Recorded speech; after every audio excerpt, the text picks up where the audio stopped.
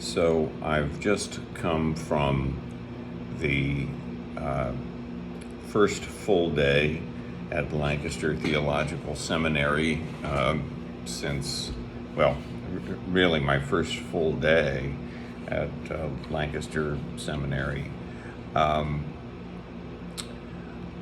It is August the 13th, 2022.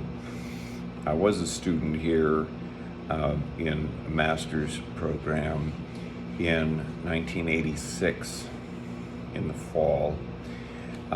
It was a rather different experience then than it is today in a variety of ways, and I might discuss that at some point also. Yesterday evening, or afternoon rather, we had a Zoom meeting that lasted about 2 hours, which was orientation. Today was also orientation, and began with a tour around campus, and then greetings from various members of the staff. And Lancaster is going through a transition right now in which it is merging. The merger is, I guess, legally concluded, but a lot of the technical aspects of that merger are still being played out with Moravian University and Moravian Seminary in Bethlehem, Pennsylvania. And that is proving to be interesting in the sense of the supposed Chinese curse or blessing, may you live in interesting times. It certainly has been interesting.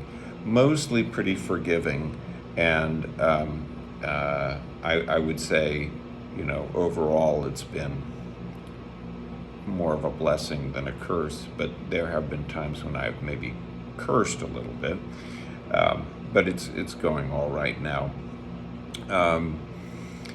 There was an interesting presentation by the Writing Center coaches, which ran a little bit long, but as I say, it was quite interesting from a variety of perspectives, having myself been a director of a writing program. They're using 17th edition Chicago Turabian style, which is okay. I've tended to prefer MLA myself, and have generally encouraged that, or have taught using that, but I guess I can learn Turabian and stick to it. There was a presentation then on theological reading and writing by the librarian and professor of theological bibliography, who will also be my academic advisor, although we didn't talk about that particularly.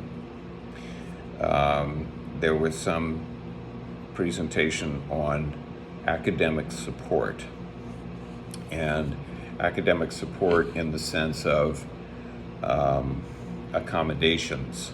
So it is possible to get accommodations for a variety of conditions, and I think I may be in contact with them, because I'm in a process of such transition in my life that I'm not feeling utterly confident in my competence to manage time well. And I think that's worthy of a discussion with them, if not also with the chaplains who gave a presentation yesterday. The seminary community officers gave a presentation It's the Seminary Community Council, I think is the name of their group. Oh wait, here I have it. Seminary Community Council. And I thought about maybe uplifting to them some of my concerns about the not necessarily very green practices that are being used on the campus. If a person is spraying insecticide or pesticide for herbicide and they are wearing a hazmat suit in doing it, this is a concern for me. And that is something which I observed a few days ago. I'm living here on the campus. The room around me here is in Harner Hall, which is right on the campus. There don't seem to be many seminarians living here. It's mostly other people, which is something of a disappointment to me. I was really hoping to have more people on campus right immediately available, but it is essentially a commuter school.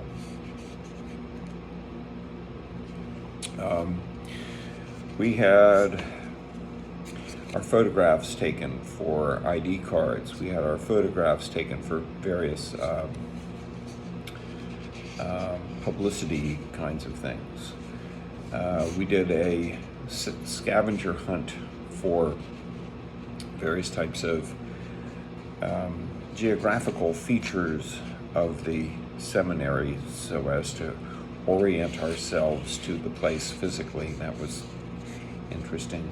I got a prize for having discovered the most things, which was uplifting, I suppose, in a certain way.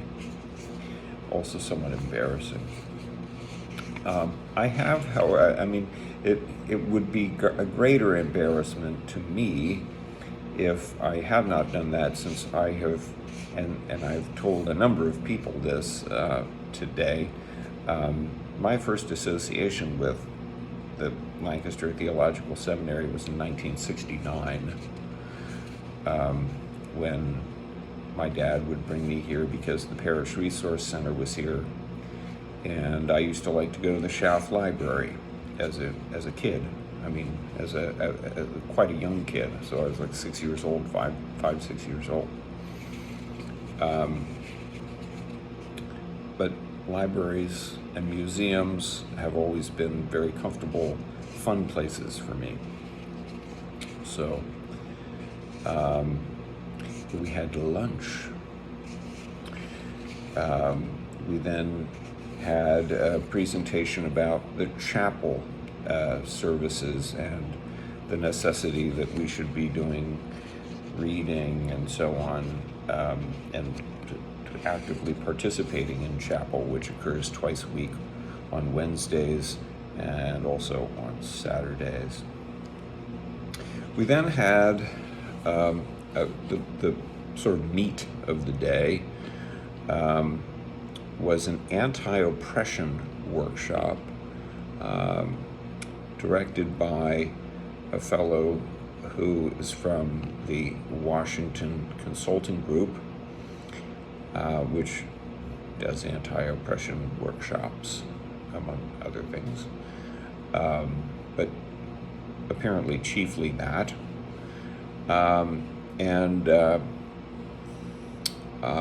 It was interesting because it was a bit of a tease.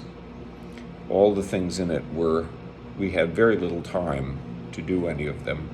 And this was intentional in that it was to encourage us to continue conversations about oppression, racism, sexism, gender discrimination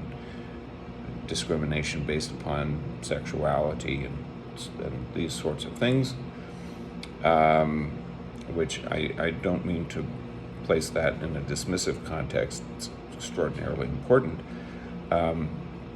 It's also one of those things where I find myself often in a situation where I seem to be completely on the top as a well-educated, white, older, straight Protestant.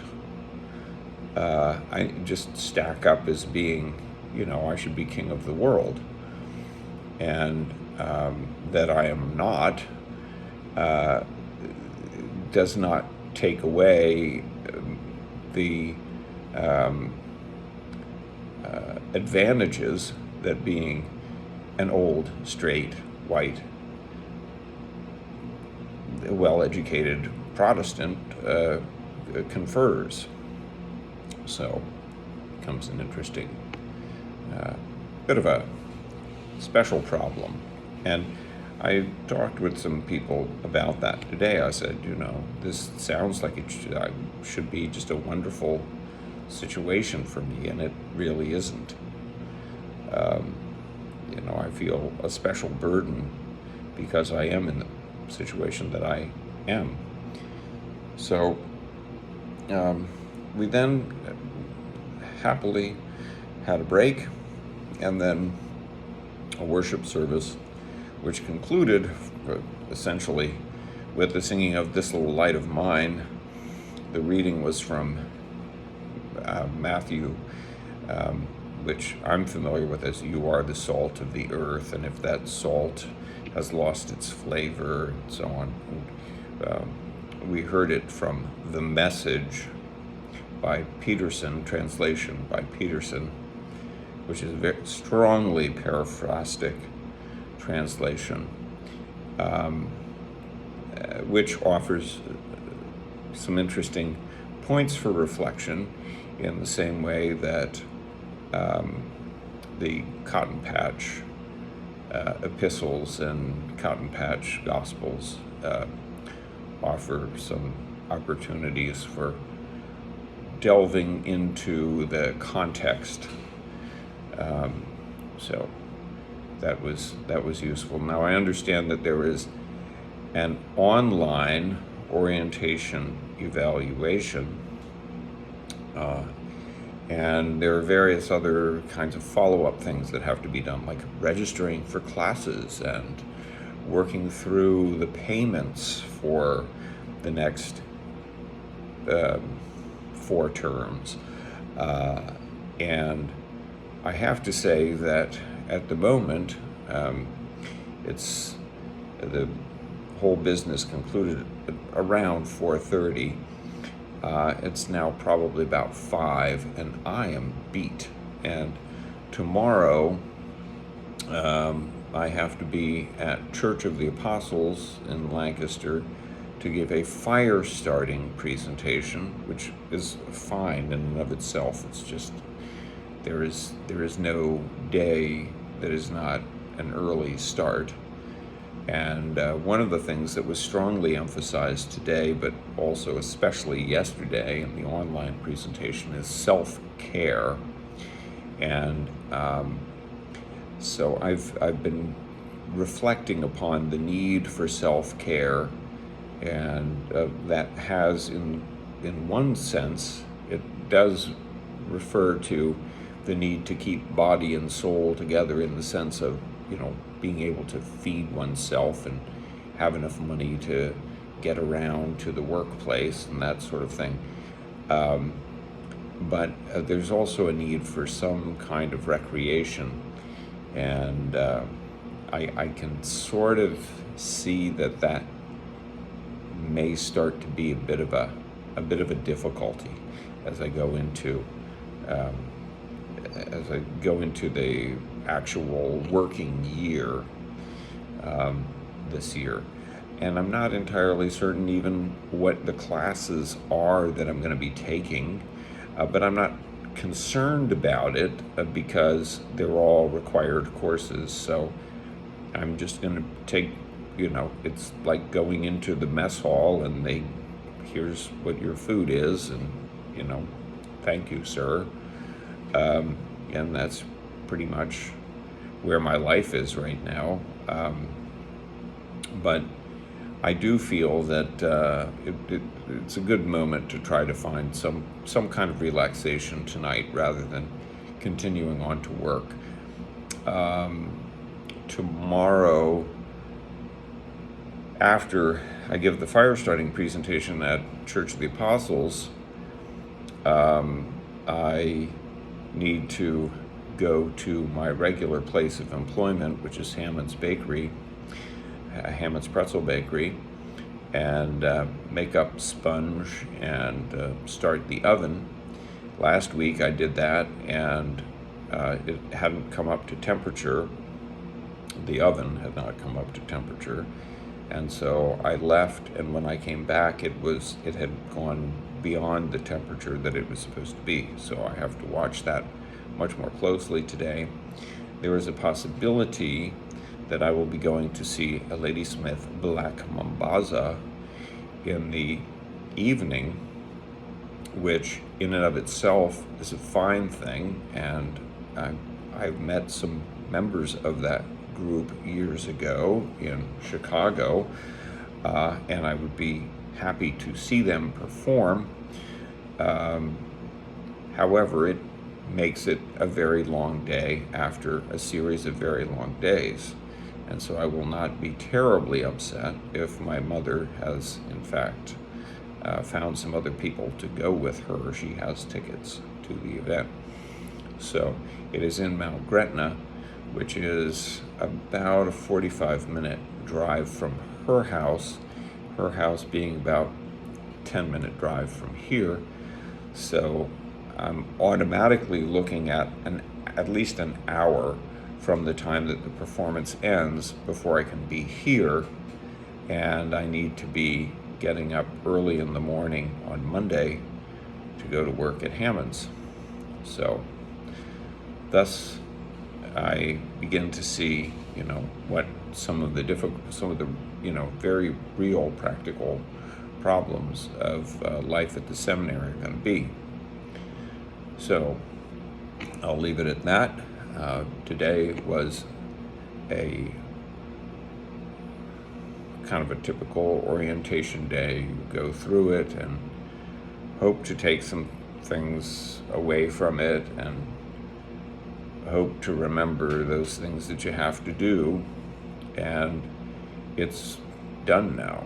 So happily, I think the next thing is actual classes, which begin this coming Friday, the 19th.